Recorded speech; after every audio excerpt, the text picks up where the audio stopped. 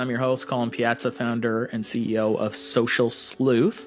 Today, we're thrilled to announce that we have Ashley Le Blanc on the show from Fieldwork. They're an industry leader when it comes to market research facilities. They have venues across the country, New York, Chicago, Los Angeles, anywhere you need a great venue and project management team to help you with your mock trial market research. They likely have a spot for you. Ashley, welcome to the show. Hey, Colin. Thanks for having me. I'm excited to chat today. Yeah, likewise. You know, I always hear Fieldwork coming up as a go-to vendor in the market research arena there. How long have you guys been around? Over 40 years. So what's unique about what we do is we serve so many industries. So, trial consulting being one of our main, but it keeps us on our toes. It keeps us agile. It keeps us moving. But it's been fun over, the past 40 plus years to kind of move and adapt, especially alongside the trial consultant industry. It's crazy. You've been here 40 years. I imagine like the industry has changed. It's probably night and day from when things started, which obviously was before your time, but like, have you heard stories? Like how have things changed just out of curiosity? Yeah. So, I mean, we do more than facilities. So we do recruiting too. And we've seen, as you can imagine, with the introduction of mass internet usage, smartphones, social media, our recruiting has changed tremendously over the years, from newspaper ads and index cards and mail-in recruitment to using the internet and things like Craigslist and online listings to, a full online database, online pre-screeners, and social media for recruitment. So we've seen a huge shift there. My personal favorite is to look at all the flashback photos of our facilities then versus now. A lot of our facilities are in similar spaces, but have received several facelifts over the years. Sure. And you look back at those newly renovated photos from, a couple decades ago that were top of the line in the 80s, 90s. And now you look at the way our facilities look today, and it's much different. But it's really fun to watch how we've changed as a company over the decades, right alongside our clients. Yeah, I was laughing about that the other day. Here, I'm down in the Tampa area, and I was driving through a neighborhood, and they had like a big, like almost like a Universal Studios Earth like globe when you drive into the complex. Yeah. And I was thinking, oh, this was probably designed in the 80s, and at the time, it was probably like a state of the art kind of structure. Oh yeah, the wood change, paneling, right? Yeah, the wood paneling, all of it. Even, the snacks, what we stock our kitchens with, all of it's changed. So I want to get into all those details, which I'm sure a lot of people will be interested in learning about.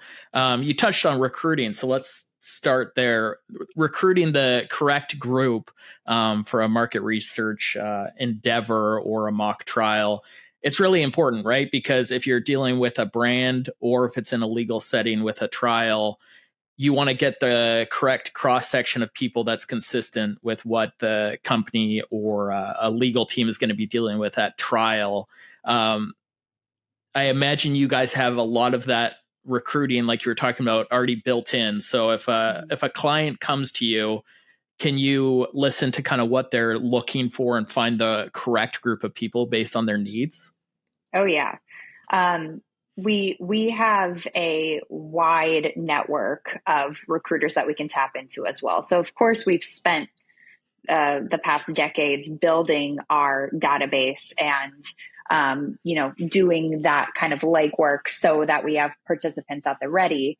But we also understand that, especially when it comes to trial research, you go where the trial is. So it may be a very specific county that we've not recruited before, but doesn't mean that we can't because of the resources and the way that we've trained our teams.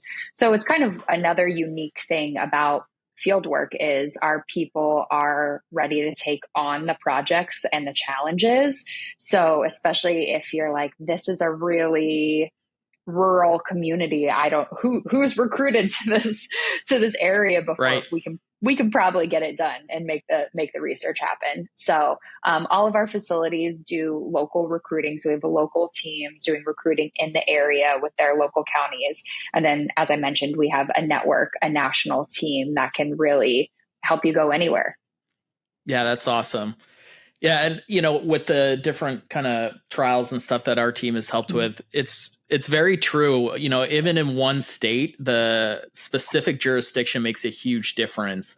Right. Because if you're dealing in Northern California, which I know you're out in California now, some of those communities are almost like a small town in the Midwest, and then Right. you have Los Angeles, which is a totally different beast. So it's nice to be able to have a diverse recruiting pool to make sure you get the right population for your specific needs. Let's look at some of these different cities that you guys have venues in. So we have Atlanta, Boston, Chicago. You have a couple there, Dallas, Denver, Fort Lee, New Jersey, Los Angeles, Minneapolis, New York City, Orange County, California, Phoenix, San Francisco, Seattle. Have you gone on the tour of all the facilities yet, or how does that work with your staff? Yeah, so I am one of the lucky ones that I've actually been to every single one of our Nice. facilities, and a couple of our facilities actually have just moved into even better, newer, bigger spaces, and I've been to those Cool. too. So it's been really fun to, like you said, go on the tour and meet our teams in person, see the locations in person. So I can truly say that every single fieldwork location is absolutely beautiful. It's absolutely stunning. I've been in other research facilities and, they're beautiful too, but I might be a little biased, but I don't think anything compares to a fieldwork facility. Nice. No, that's awesome. And I think you have the kind of home field advantage a little bit having your own facilities, because the devil's in the details when it comes to project management and logistics, right? I mean, you guys incorporate a lot of tech, so knowing how that's going to integrate into a specific venue, just knowing probably where to walk your participants into the lobby, the different kind of staging areas. And I imagine when you're dealing with a cross section of population, when you guys take breaks, it's nice to have a dedicated facility so they're not, going down the halls in some hotel. Like what are the biggest benefits of having a dedicated facility versus using like a hotel structure or some rental facility in a city? What are you seeing as what are your clients liking the most there? Yeah. I mean, one thing that you just kind of touched on is security, right? When we're working in one of our facilities, we can guarantee a lot of different things when it comes to the security of the participants staying in the building and what they have access to, what they don't have access to, even the bathroom that they're using. We bring in lunch and snacks and dinner, whatever's needed, so that we don't have this coming and going flow where you risk a lot of different things. So security is huge. Also, I mean, the fact that if you, as a trial consultant, are working with a hotel, that hotel may or may not have experience with what you're doing, which requires a little bit more from you in terms of setup and what's going on and coordinating with catering and all that. You become the main point of contact. And when you work with a focus group facility like Fieldwork, we really do take care of all the details. So what you're doing, you're showing up, you're investing in the research, and food's going to be taken care of. The participants are going to be there on time, ready to engage. When you leave at the end of the day, you're leaving with your insights. We take care of getting the participants paid, everything buttoned up. You don't have to clean up anything. So, I mean, there really are a lot of different benefits just on what's most important to you. Do you like the details? Do you not want to handle the details? But I think security is definitely one of the biggest ones.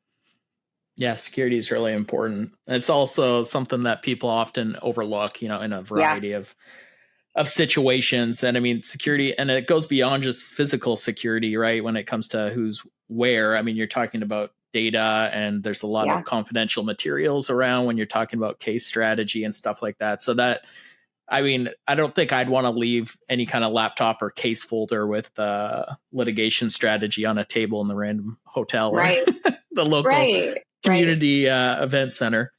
Yeah. And if someone couldn't be there in person and you're at a hotel and you're trying to figure out, a virtual element on top of your in-person element, that's another risk factor. You're dealing with, a hotel's kind of private/public Wi-Fi system. Uh-huh.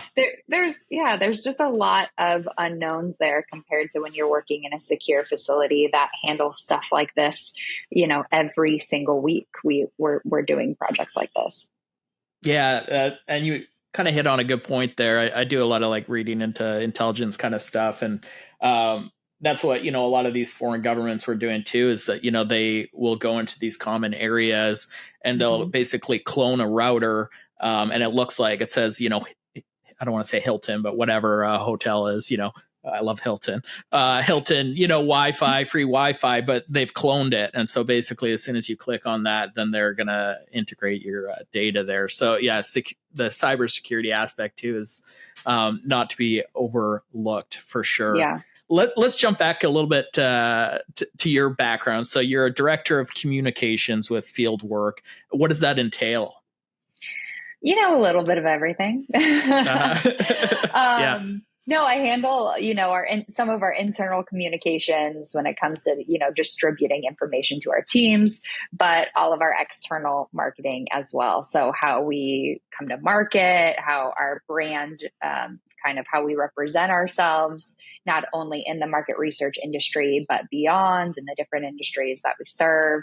So when it comes to my day to day, it looks a little bit different. Some days I may be at a facility doing a photo or a video shoot, trying to capture what goes on in person. Other days I may be writing a blog or recording a podcast or working on a new email campaign. So Nice.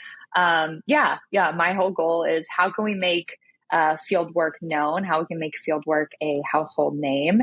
And so that requires a few different things throughout my day.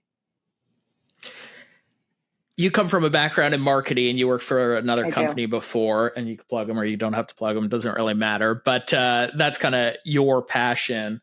When you start working with a new brand or company, what's the onboarding process there to kind of understand where they're currently at with their branding, their marketing?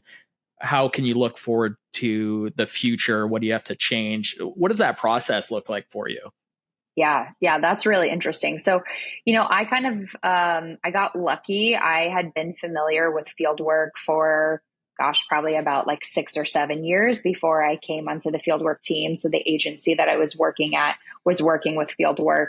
So I was very comfortable with the brand. So the transition in this specific instance was really smooth. However, if I was coming into a brand that was new to me, or even new to market, the first thing I'm going to look for in terms of like a strong brand presence is, does that brand know its most ideal buyer? Because if you don't know who your most ideal client is, everything else is, from your logo to the blogs you're writing to your website, it's just your preference, what you like, what your team likes. That doesn't necessarily mean it's going to resonate with the person who you want to buy your service or your product.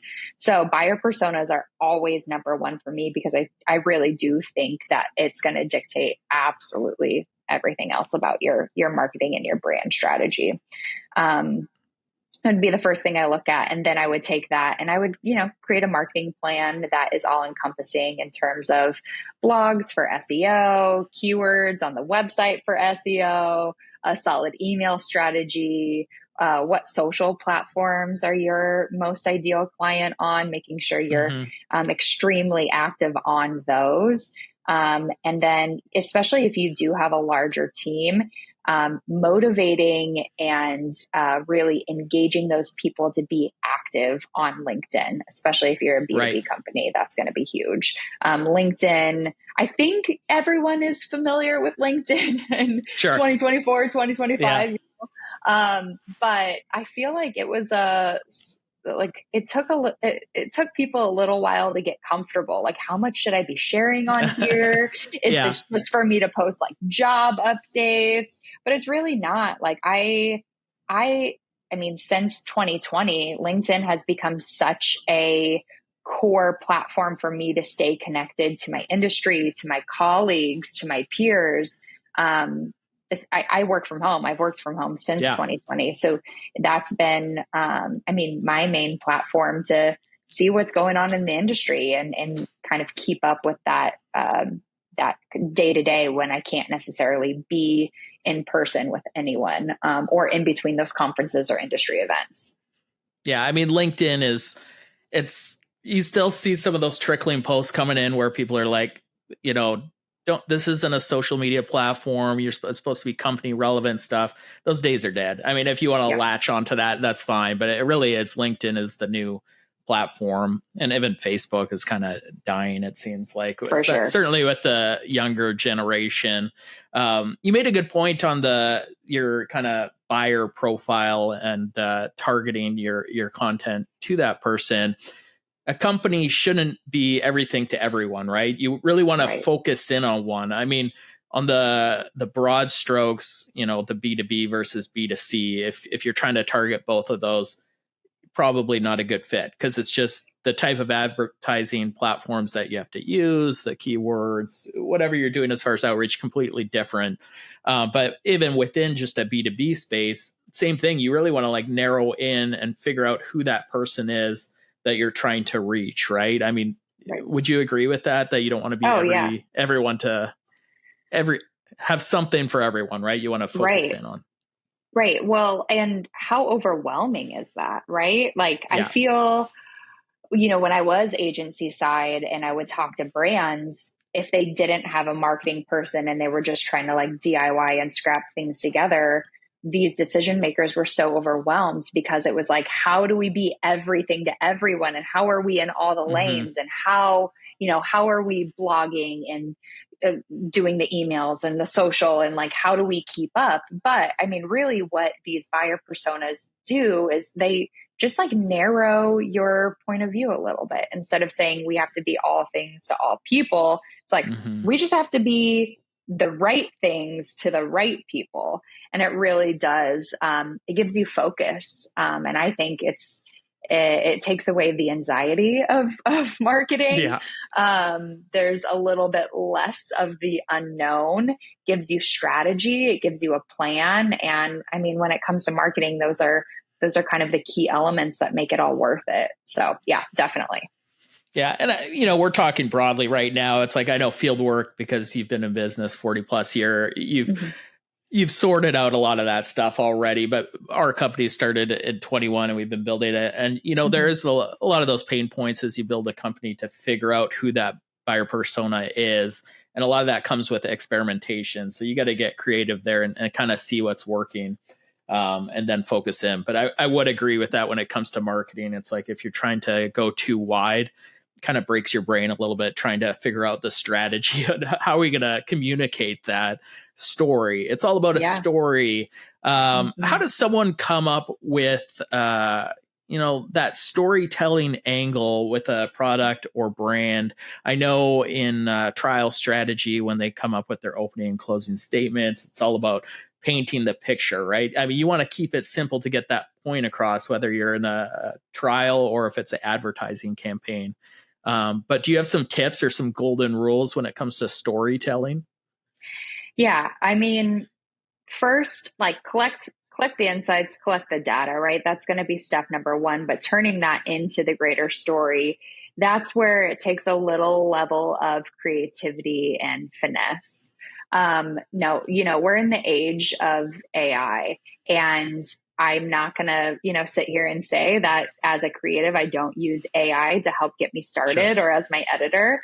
And I think when it comes to storytelling, if you write the prompts the right way, AI could be a great launching platform for you to help write that story. So, you collect the facts, you feed that to the AI platform, you tell your AI platform who the ideal audience is. So paint that picture too. And then ask the platform to start crafting the story, the message, the campaign with those factors in mind. And a lot of times, it's never going to get you 100% of the way. No. We've all seen the AI crafted emails or blog posts or social posts where you get 3 words in and you automatically know it's been written by AI. But as a creative, that has been such a tool for me to kind of create that fast start. Because sometimes, getting in the right mode for writing, for content creation, for storytelling, your mind has to be right. And so AI has helped me kind of create that launching platform to help me start a little faster, or on the opposite of things, help me finish. If I am if my creative juices are flowing and I can just get started and start typing away, then I do that. And a lot of times I'll do what I just said on the back end. So again, I will feed it my story with the data, with the ideal audience, and I will have it edit with those things in mind. We can all benefit from an editor. So those are kind of like the start or the finish. Using AI to kind of as your launching point or as your kind of cleanup finishing point, I think are huge. And then, going back and beating that persona drum, never leave your most ideal audience out of the picture. It's so hard, as a creative, as a marketer, as whoever you are telling a story, to get out of your own way. We all have preferences. We all have bias, but your job is to get out of the way. It's not about what you like. It's not about the story you want to hear. It's the other side. So you really have to put yourself in their shoes, and understand the point of views, the bias that they're bringing to the table, and write from that perspective instead of your own. I don't necessarily have a tip to overcome that. I think everyone just has to work through that themselves, but it's definitely a good reminder no matter what type of story that you're crafting. Yeah. I'm all in on AI. Use the tools that'll make you more efficient. And efficiency is going to help your customers or your own company if it's, internal, but I find it's just something that can get you 70% of the way there, and you still need the human touch. But if you're not using it, you're overlooking a very useful tool. And it's all about prompts. You're putting in these prompts to basically guide the AI. And so a lot of AI's power is coming from the human touch. And that's where you can take it to the next level. So, when it comes to emails, when it comes to just general writing, when it comes to social media posts, when it comes to reviewing data, it's all very useful. Even when it comes to trial strategy, and AI is a real hot button topic when it comes to lawyers in the legal field and data privacy. But when it comes to just general research guidelines for trial strategy, we've had cases before where it's a trial team is be on the lookout for these 5 or 6 items. But we use AI to be like, all right, here the baseline. Can you expand some of these search parameters to showcase related post content or criteria that you might find online as related to these? And then at least, without inputting confidential data or case info, I'll say that as a disclaimer. But now you can take a single piece of intelligence that you're looking for, and now we have 10 search parameters that would indicate that one piece of the puzzle. And so it's just so useful. And that's just just a narrow little piece of the puzzle that you can use it for. But time saver for sure. Time saver. And the other thing you kind of hit on too, when it comes to your marketing campaign or telling the story, is understanding the end user and what they're thinking, their biases. But I also find that just with business in general, it doesn't really matter what you want with the company owner or your role in marketing. I mean, you try and guide people, right? Based on your training and expertise, this would be a good solution. Try and point them in the right direction, of course. But at the end of the day, you're there to serve, right? And so it's Exactly. whatever the end user wants is what you need to cater to. And if that's something they want as a service, that's what you give them, so that's what it's about. But it is hard to break from that sometimes, right? Because you get attached to, as a creative, I come from like a music background, you get attached to your ideas, right? Yes. Yeah. It's hard to not let your ego get in the way sometimes, because you may think something is a really good idea, or, a design is really great, or yes, whatever it may be, a piece of your messaging is really fantastic. And then you test it with the audience and it flops. So you got to get out of your own way. Yeah, 100%. And don't get into that perfection analysis either, right? With anything that you're doing, just kind of hit the ground running and, get it. It's hard. It's hard. There. You got to do it. All right. So you have many cities where you guys have awesome venues with Fieldwork.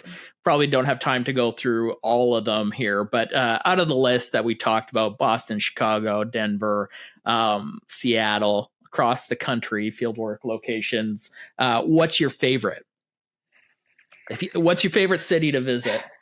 This one's really hard. I know I don't like to play favorites, but I'll say a couple.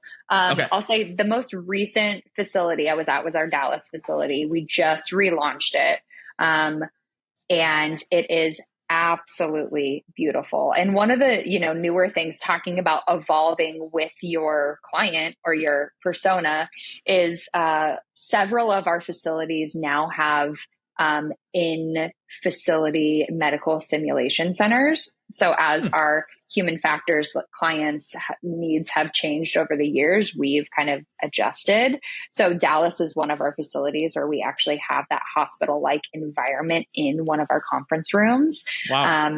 Yeah, it's pretty incredible. Boston is one of the other ones. But the Dallas facility, you walk into it, and I mean, if I were to lead you blindfolded into one of the rooms, I don't think, other than the two-way, mirror, the glass, I don't think you would be able to tell that you were in a focus group facility. It's that great. That's amazing. And we do, kind of our jury plug that a lot of our facilities too now have these movable walls that we can collapse and make this big giant room. So if we need a lot of people in a room or a lot of space, we have the option to do that. So that's been really popular with our jury clients too. But my other, oh gosh, this is so hard. Chicago will always be one of my favorites. We're a Chicago-based company, but our downtown facility is right on Wacker. It overlooks the river. Nice. We have 2 conference rooms that overlook the river. So I mean, if you have the luxury to plan research, plan it for St. Patrick's Day and book out the facility, because you'll be able to watch the river go green and watch the parades and everything happens from the facility. Nice. So that one's gorgeous. And then our New York facility is amazing too. I mean, right in the heart of Manhattan. That's cool. And again, by New York standards, it's huge. But it has a few interesting elements. We have a creative room that isn't your traditional setup. Of course, we have our traditional conference rooms in there as well. But it's a really fantastic facility too. It has a nice little terrace. It overlooks all of, the skyscrapers. You're up really high. It's gorgeous. Nice. I like that. Yeah, I love Chicago. I mean, we have an office in Central Illinois in Galesburg, which is where my wife's family's from. So now I'm in Tampa area in Dunedin, but we still have a presence in Illinois. But yeah, Chicago, it's one of those cities that it just has a real energy to it, right? It does. And you have so many different I don't know, so many different companies are based in Chicago, and then I even know. legal support companies and trial teams and stuff are based in Chicago. But there's something about the city. I mean, it's a machine of a city, though, right? Like, certainly not the small town, allure, but yeah, it's just I think the buildings are so historic, and Oh I yeah. love walking by that river area. It's just It's gorgeous. Yeah. inspiring. Yeah, I haven't been to Dallas yet, but I'll have to head out that way. You have Yeah. Dallas Stars. I'm a big hockey fan, and Oh yeah. their captain Jamie Benn grew up in Victoria, where I'm from in Canada. So How funny. I'll have a special connection to the Dallas Stars for Yeah. that Well, reason. come by the facility and we'll give you the grand tour and show you We around. should do that. I want to do a little video tour. That'd be really fun. We'll try Yeah. and Yeah. start crossing some of these locations off the list. Love it. All right, let's transition here. I mean, you kind of touched on, your facilities can cater to size. I know sometimes with trial teams, which is more my background as far as experience, so I'm going to touch on that. You guys do much more than that at Fieldwork, but you can cater the size of the venue to the specific needs of the trial team. So sometimes I know they like kind of smaller panels of people and focus groups, and then you have larger groups and stuff at the facilities as well. Do you guys incorporate a lot of tech? I mean, if you have like a Chicago team, but they're trying to, provide some info to someone at their home office, is that something that you're starting to incorporate as far as tech in those kind of facilities?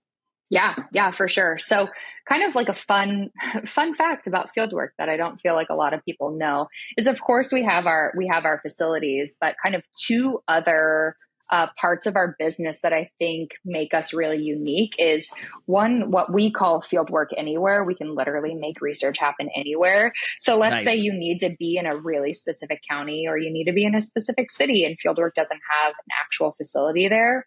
We'll still get it done. We'll find the Nice. facility. We'll still coordinate the details. You'll get the field work experience of showing up to one of our facilities, but you'll just Yeah. be showing up to another location, whether that's a hotel, a conference room, another focus group facility. But we still take care of all the details. So we have that. We obviously have all of our facilities that are completely outfitted with the right tech to get you what you need. But we have been an online research provider for over a decade. So while our sweet spot is in-person research, we do offer online research too. So kind of having the experience in both allows us to create a really great like hybrid if you do Mm-hmm. need to like pipe the right people in who can't be there Yeah. in person. Everything is outfitted with HD recording, so you can get the recordings that you need. The rooms are like your typical rooms where you have that two-way glass. A little bit different about our facility. So you have the viewing room where you would be sitting, and depending on what size, some of those viewing rooms are a little bit smaller, more intimate. Some can fit like 20 clients in the back room. And then most of our viewing rooms do have a sort of like lounge attached to it as well. Nice. So that's where like your fridge is gonna your personal fridge is gonna be your another little seating area, coffee, all of that where we keep the food. But it's a nice kind of break of space, especially for these long trial days, Yeah. where you don't want to be sitting in the same room. So having a division No. of space when you can't necessarily leave, you still need to be able to hear what's going on, but maybe you need to just like shift your focus for a second, get a cup of coffee, get a snack, whatever it may be. You have a little bit more room to actually do that rather than just being stuck like in what can feel like a closet. So where the back of our rooms are really spacious and really outfitted for making your day as comfortable as possible. But yeah, we have everything outfitted for from Wi-Fi to HD recording, whatever you really need to make all your tech dreams come true. And if there's something specific, our team loves a challenge. So we work with special requests as well. But I love that our teams can make it happen in our facilities or bring that fieldwork magic to really wherever you need. Nice. Yeah, I like that. What goes into a good break room, would you say? I'm a big coffee guy. Obviously, that's why I named my podcast this. But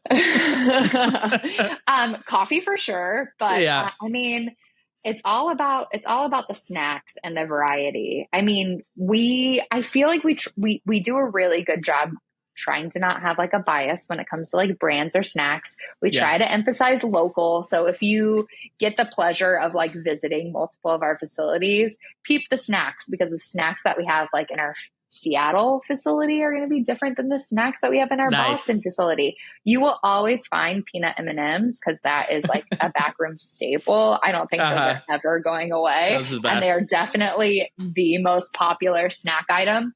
Yeah, But we try to incorporate some fun kind of local things, local beverages too. We have the stocked beverage fridge from everything from water to soda to tea. And then every back room has a Keurig with multiple options. And then our staff, we do the coffee orders too. So if you prefer the Starbucks, the Dunkin', the local coffee shop will take care of that as well. nice. I love that. Because I mean, yeah, the food, the drink, it's what keeps it really is what keeps you going throughout the entire day. You got to keep your body fed to keep your mind fed to stay engaged in the research. 100%. And you need breaks. I mean, like you said, sometimes you just need that space to step out and just clear your head and, maybe process or a breakout room. But sometimes it's just a matter of just taking a breath for a second, letting Right. your mind and your body take a chance to decompress. And I say that even with, case investigations and stuff like that. It's like if you're too dialed in for a while, sometimes you have to just stop and then give your mind a chance to kind of process everything. If you're hitting a wall on something too, that's really important as well, because then you can start to connect the dots a little bit, Yeah. So yeah, that's really important to have those different rooms. I like the local aspect too. I mean, I'm sure people fly into these different locations. I'm sure you get different companies working together and stuff like that. But I always like that when you go to like an Airbnb and they have like some of those local treasures, waiting for you. It's always a good thing. We have, most of our facilities you'll find in the back room like a little binder, or you can ask our staff. They have a little binder like what you would find at a hotel or Nice. Airbnb, where it's going to have the local menus. I mean, again, our staff is local, so you need a suggestion on anything, they'll be the first to give it to you. So if you have a couple hours to spare, you want to go do something fun, they'll figure it out. You need a dinner reservation, they're going to help you out there. And I mean, we only like order lunch and breakfast from the best places as well. Nice. You have plenty of options.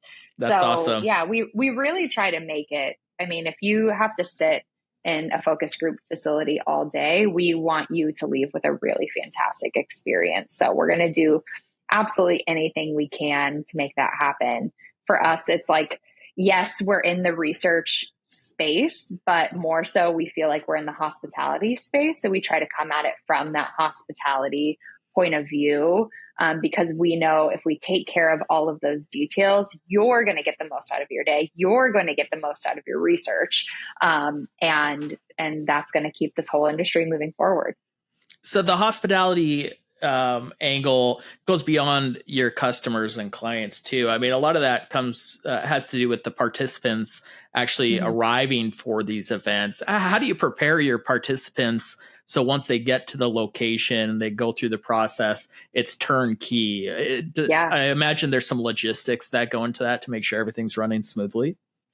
Yeah, I mean, this is the piece of the puzzle that I feel like when it comes to recruitment, people are like, "Oh, I could DIY it, right? I can find the participants," but finding the participants is like, I don't know, 20% of the battle. The rest of it is, how do you engage them so that they actually show up? How do you incentivize them to show up on the day of? And if it's a multi-day project, keep them coming back and ready to actually participate. I mean, we're in this like era of scammers, and every message you receive on your phone or your computer can seem a little sketchy. So especially if someone is not familiar with a focus group or market research, they've never participated before, which with our, jury clients, a lot of times when you're recruiting to a specific county, that's the case. They've never participated, especially in a mock trial. So what we do a lot of educating on the recruiting side of things. So as we're screening, if they meet the parameters, the next piece is making sure they're prepared to actually show up, incentivizing them to show up and show up early. We do a lot of early bird drawings. So as long as they're there 15 minutes early, they're entered in to an early bird drawing to receive an extra incentive. So Nice. who doesn't like more money? Yeah.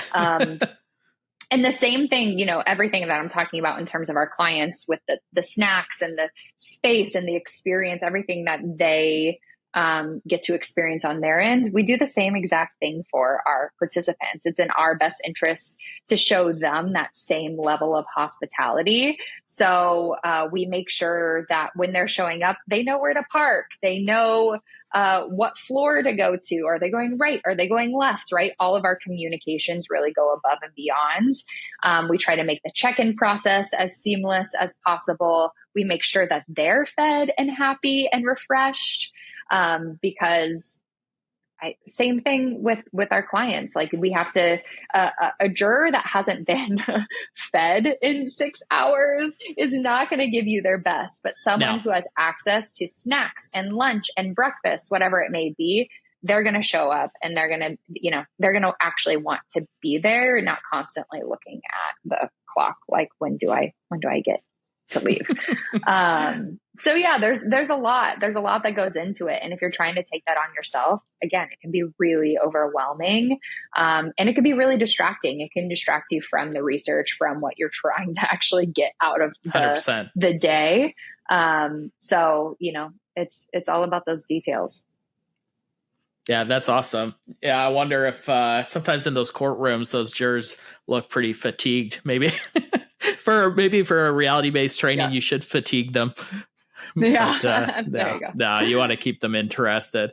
All right. So if someone has an actual project that they're thinking about incorporating Fieldwork into, let's talk about the onboarding steps. I mean, I imagine step one is to reach out to Fieldwork and give you some case details. How does that kind of phase one of reviewing that project to make sure it's a good fit look? Yeah. So it really depends on what you need. I mean, I've mentioned kind of throughout this recording, do you need space? Do you need mock jurors? Do we need to go outside of one of our markets, our direct markets with a facility, and get you in a facility somewhere else? So letting us know kind of what those parameters are is step number one. If it does require recruitment, knowing, what are the zip codes, what are the counties, what are the cities that you need those mock jurors from, that's going to give us, and how many you need, right? That's going to give us a really good idea of if something is extremely feasible, cost, kind of all of those. And then the next step is, do you need the facility? How many days do you need the facility for? Depending on size, how many rooms do you need? Do you need one of those rooms with the collapsible wall, so we can really have the right amount of space that we need? And then our project management team kind of takes it from there. So with that kind of goal date in mind, we work towards meeting all of our quotas for recruitment, keeping you updated. One of the best things about Fieldwork is you have that single point of contact. So you're not like, so if you are using a facility and recruiting and, you need all the things, you don't have 5 different people emailing you. It's one person, it's your contact emailing you about your entire project and keeping you updated along the way. So if you're a person who likes a lot of updates, great, we're going to update you more frequently. If you're a person that's like, let me know when there's a problem, if not, I'm going to assume everything's great, then great, we'll function that way too. But it's a huge benefit having that single point of contact, so that your email inbox doesn't get too crowded. How early should someone reach out to you if they have a potential project? Is there like an ideal kind of ramp up date range, or do you get all sorts of requests short notice and well in advance? Yeah, definitely both. I mean, the more notice, the better, right? Because it just gives us more time to get exactly who you need and get some backups as well. We know, I mean, we're all human. Things happen. You have something, we all have appointments scheduled that we have to cancel last minute. Sure. So making sure that we have backup jurors, really important too. So putting people on hold, the more time we have, the more that we can kind of create that buffer. But we also get it, like research, sometimes it just needs to happen. Maybe you took one approach, it's not working out. You're working with a different vendor. You wanted to DIY it yourself, but things just aren't, they aren't closing the way that they need to. We've definitely stepped in last minute and been able to like pick up a piece of recruiting, or if they needed to switch venue because now they need more people, you know, we can accommodate that. So, the more time, the better. But I mean, really, we're here to serve you guys. So if that's a much quicker time frame, we'll still make it happen. Yeah, that's awesome. Yeah, we definitely see that too as short notice requests. I mean, sometimes it wasn't in the budget, or you know, they were looking into something and or they were going to DIY it with one of their internal you know, paralegals or something as far as research. Right. But things changed now. The person leading the trial, you know, does want it. Things flip. Doesn't matter, right? You're just a hired gun. You want to serve. You live to serve, and that's what it's about. So it's good to be fluid in those situations. We're kind of probably approaching our time, you know, without going into a Joe Rogan long format podcast here. But going back to your personal life here for a second, I'd like to talk about, you know, goals and hitting those. Mm-hmm. It's nice to get a little motivation. I saw through your LinkedIn recently you ran a 5K. You were 9 months pregnant, which is amazing, by the way.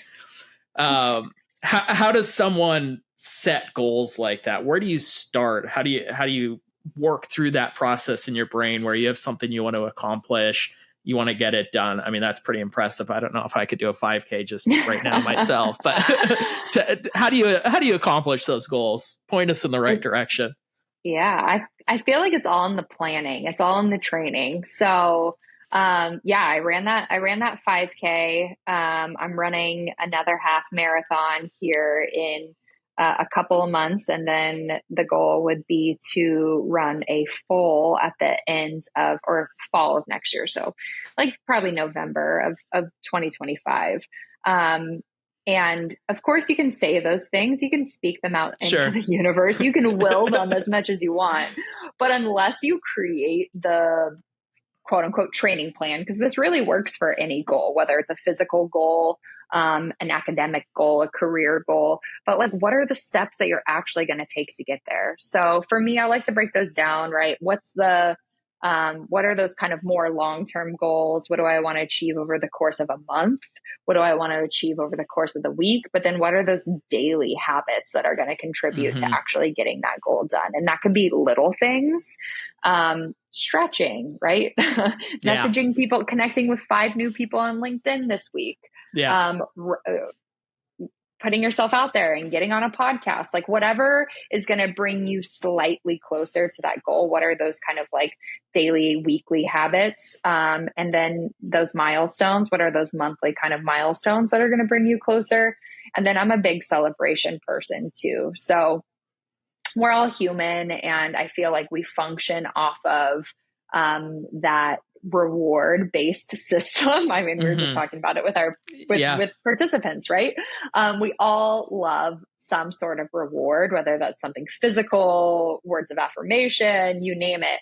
But making sure that you don't just reward yourself when you hit that goal, but maybe when you hit those milestones. So in terms of running, right? Like if you were going to run your first half marathon, 13.1 miles, but you've never ran more than a 5K, 3 miles, maybe when you hit that 5K mark, you celebrate with something. When you surpass 5 miles, you celebrate something. 7 miles, you celebrate something. Because those little wins are going to stack and give you the confidence to hit that big win. Because if you don't, I mean, training, especially in terms of like marathon training, you can take a year to train for something like that. And if you don't celebrate any of those little wins throughout the year, I feel like you're going to go into your race really disappointed. And kind of same thing for any of your career goals, any of your academic goals, like celebrate those little, if you're going back to school, you're getting your master's, your PhD, whatever it is, like, did you just finish a class? Did you finish a semester? Did you finish a page of your dissertation? Like celebrate that. Because it's going to be the thing that keeps you going to achieve that kind of overall goal.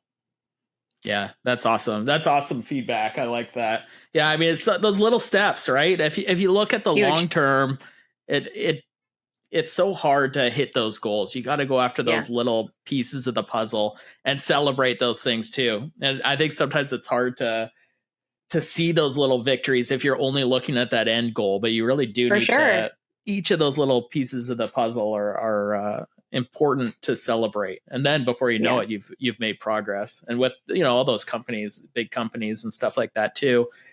I mean, they're always looking, 2-3 years ahead. And then it's like, how did they accomplish that? Well, it's because they're just going one quarter at a time. Then before Yeah. you know it, it's game over. The So the little things are the big things. I mean, you think about like any of those huge success stories, or you watch like a documentary or whatever, right? Like let's take Apple for instance.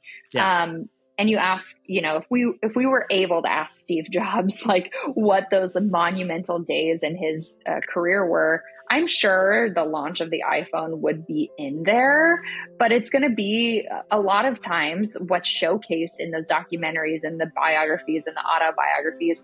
It's all the little moments. It's the conversation that was had over here on the side. It's the project that failed before the thing succeeded. It was like the most challenging weeks of their training schedule that actually helped them move forward and like hit the PR, whatever.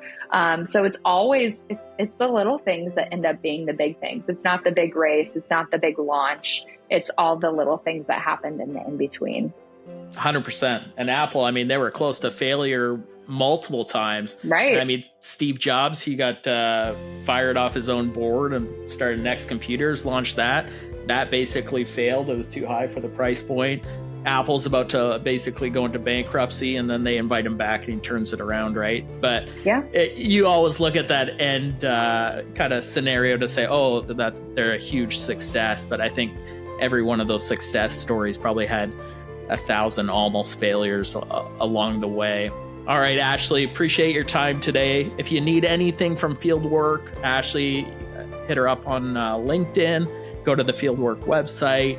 They're there if you need a market research, if you need virtual research, in person, anywhere across the country. If they don't have a venue, they'll make it happen. That you'll still get the Fieldwork magic, whether you're at the fantastic spot in Dallas, or if it's in a small rural community in Galesburg, Illinois. I'm sure they'll find a way to make it happen. So appreciate your time today. Thanks so much, Colin. You bet. You bet.